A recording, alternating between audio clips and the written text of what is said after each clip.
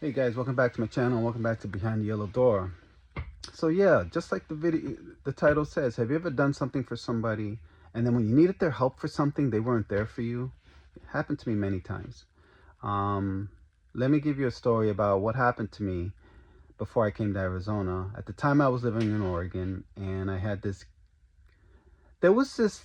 My best friend's friend was more of an acquaintance to me, but I liked him, and he needed a toolbox made for his truck. Well, I welded one together. It took me the better part of 3 weeks, and all he had to do was supply the materials. Well, he supplied the materials. I did the box, and he was just elated with it.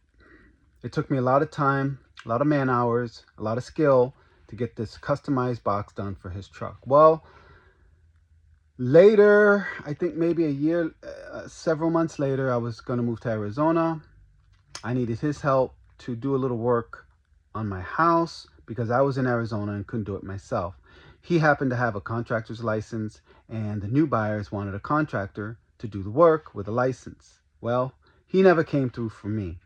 And it would have only taken him maybe 3-4 hours. So I had to scramble to find an honest contractor to do the work so that we can close on this house in Oregon and my family can, get up and move to Arizona. People tell me I should forgive him for not showing up. They tell me that even though I've tried to reach him multiple times and say, hey, where are you? Why can't you go to my house? Why can't you fix this? I just need you for a couple of hours. He just never showed. He never even returned my calls. And I think the worst human being that you can be to somebody is an absent one when they need your help the most. That's like the worst. It says a lot about your character. It says a lot about you as a person. Um, and there were many telltale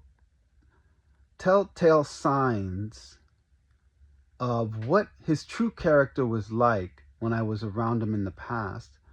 But because he really wanted a box, I had for his truck, I had volunteered to help him build one, customize one. And I like doing that for people. And those telltale signs led a lot to him being kind of a user of other people, a user of women. And there was just a lot there that just showed he was that type of person, but I ignored it. I saw how he treated my best friend and used him. I saw how he would hurt a lot of the girls that he went out with. And I didn't like it. And I don't know why I allowed him. I felt manipulated after I had helped him, and then he couldn't help me when I needed it.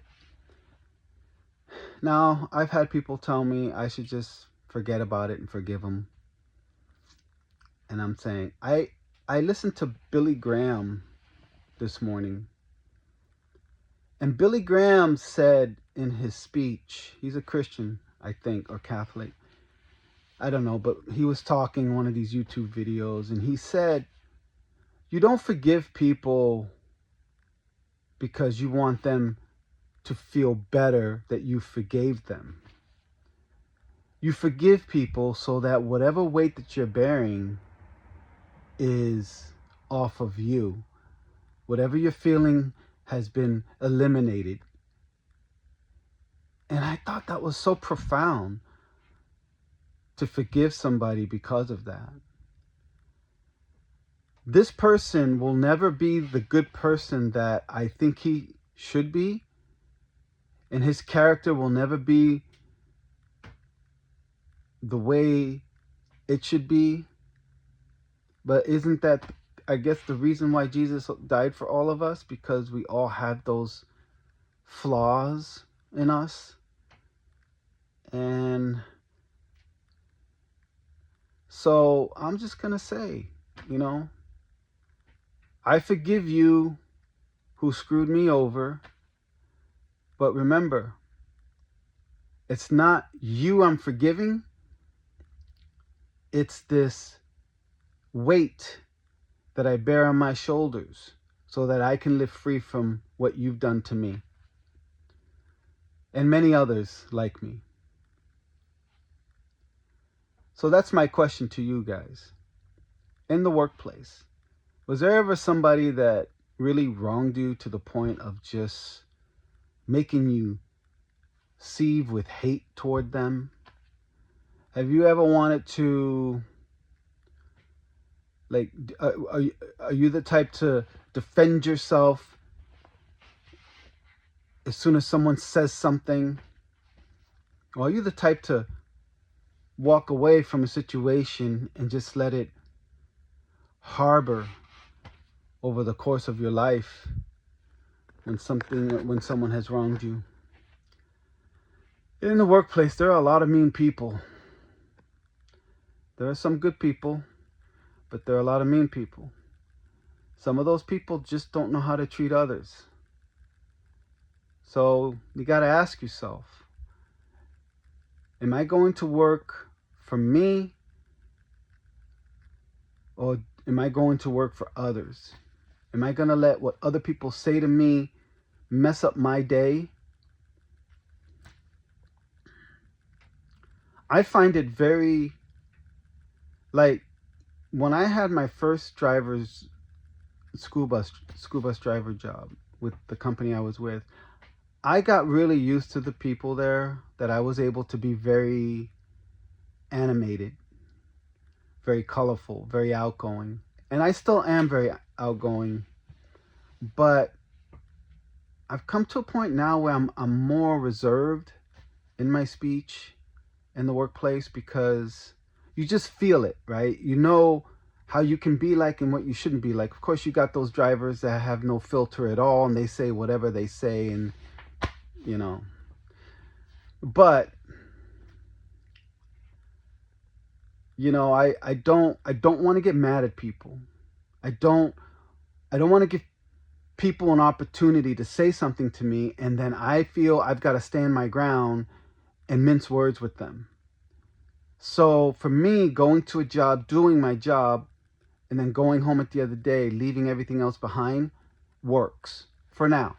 Until I work there longer and I get used to the climate, I might be able to joke a little more and say a little more. And I have joked around with people. I'm not saying that I'm just like tight-lipped school bus driver. I'm just saying that I think that we need to be careful with our words in the workplace, that's all.